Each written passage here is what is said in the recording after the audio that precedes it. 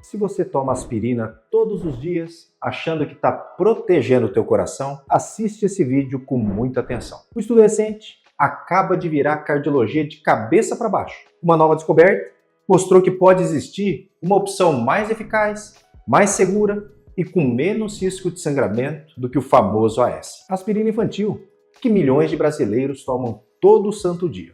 Nesse vídeo, eu vou te responder 3 coisas que podem mudar a tua vida. Primeiro, você ainda precisa tomar aspirina para sempre? Segundo, qual é essa nova opção que a ciência descobriu? E terceiro, quem ainda tem indicação absoluta de continuar com a AS? Eu sou o Dr. Roberto Iano, cardiologista, médico aqui em Indaiatuba. Eu faço atendimento presencial aqui na Clínica Iano, mas atendo também todo o Brasil via telemedicina. Vou deixar o QR Code aqui na tela e o telefone na descrição para agendamento de consulta. Aqui no canal eu trago para mais de 3 milhões de pessoas informações mais atuais da medicina, baseado sempre em evidência científica. E aí, aspirina já era? Deixa eu começar com algo que está acontecendo agora na cardiologia. Desde os anos 70, a aspirina foi considerada o padrão ouro na prevenção de eventos cardiovasculares. Infarto, aspirina. Já teve um AVC, um acidente vascular cerebral? Aspirina para o resto da vida. Pressão alta com risco cardiovascular? Aspirina como prevenção primária.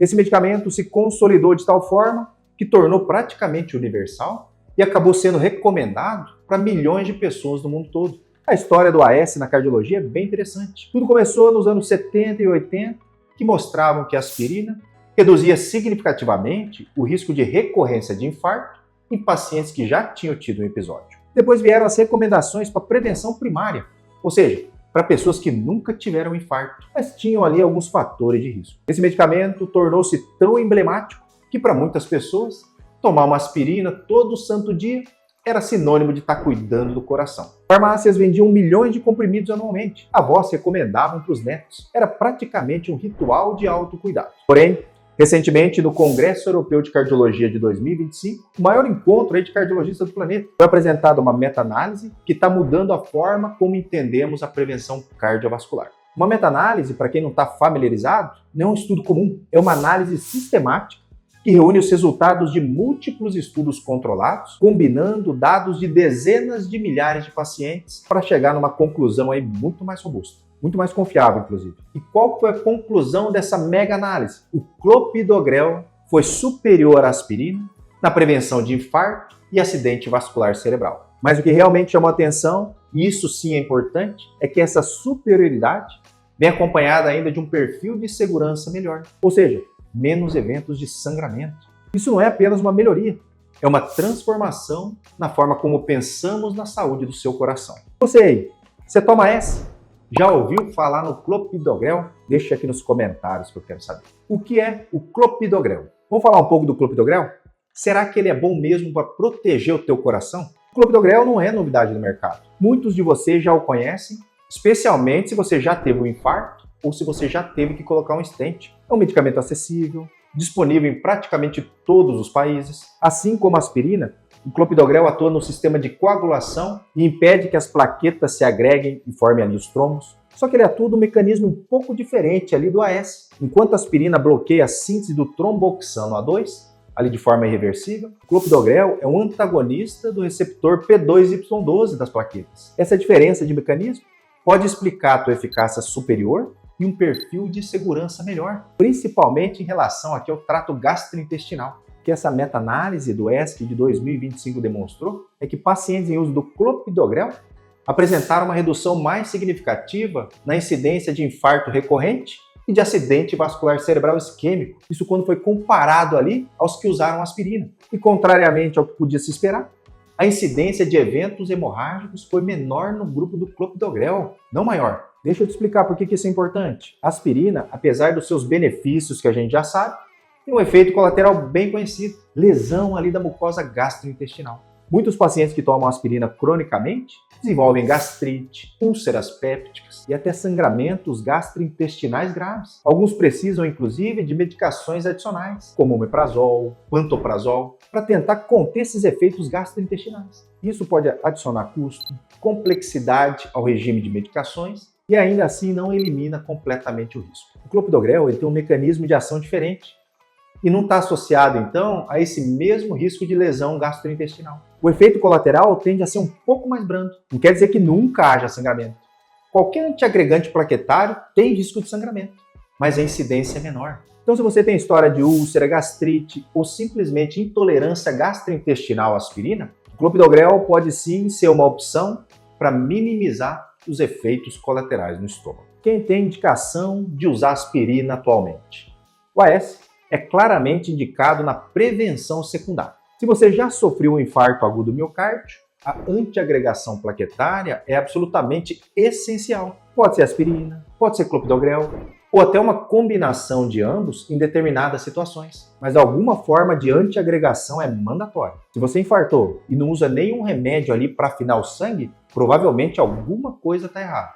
O mesmo vale para quem teve um acidente vascular cerebral isquêmico, aquele causado por um coágulo, não sangramento. Geralmente eles têm que usar antiagregante também. Se você teve angina estável, passou por uma angioplastia com colocação de stent ou teve um infarto, a antiagregação plaquetária também é fundamental para evitar a recorrência. Em casos de doença arterial periférica, que é quando as artérias das pernas ou de outros locais ali estão entupidas, a antiagregação também está indicada. Pacientes com insuficiência cardíaca, com fração de ejeção reduzida e que tiveram um infarto prévio também se beneficiam. Então a aspirina continua sendo uma opção válida em todos esses cenários. Mas agora, com os dados do ESC de 2025, o clopidogrel pode ser uma opção ainda melhor em muitos casos. Então, lógico, não vai sair trocando o teu AS pelo clopidogrel sem antes falar com o teu médico, o teu cardiologista. Cada caso é um caso. Cada pessoa é única e merece uma avaliação particular para definir o melhor tratamento. E na prevenção primária,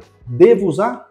Bom, para pacientes sem doença cardiovascular estabelecida, sem artéria entupida, mesmo ali com fatores de risco, como hipertensão, dislipidemia, tabagismo, obesidade, histórico familiar, até mesmo diabetes, a recomendação de aspirina para prevenção primária tem sido cada vez menos usada nos últimos anos. As principais diretrizes têm reduzido essa indicação, porque o risco de sangramento muitas vezes não compensa o benefício de prevenir um evento ali que pode nunca acontecer. Para casos selecionados de paciente alto ou muito alto risco, até pode ser prescrito ali de forma individualizada. Aí para prevenção primária, né? Mas não é rotina. Então, mais uma vez aí, não fica também tomando AS sem orientação médica, tá bom? A conversa que você precisa ter com o seu médico.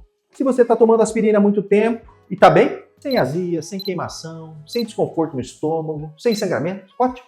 Continua assim, com acompanhamento do seu cardiologista. Mas se você toma aspirina e sente azia, queimação, dor de estômago, refluxo, ou já teve algum episódio ali de sangramento, mesmo que pequeno, conversa com o teu cardio. Pode ser que uma simples troca de medicamento resolva aquele problema ali que você convive há anos. E é aí que entra o clopidogrel, tão eficaz quanto a aspirina, e em muitos casos ainda mais eficaz e com menos efeitos colaterais no estômago. Então leva essa informação para consulta. Pergunta aí pro teu cardio. Doutor, no meu caso, será que o clopidogrel não seria uma opção melhor do que a aspirina? Essa pergunta pode mudar a tua qualidade de vida, pode te livrar daquela queimação que você sente todo dia ali depois do café da manhã. Pode até te livrar do omeprazol que você toma há anos só para ter que aguentar a aspirina.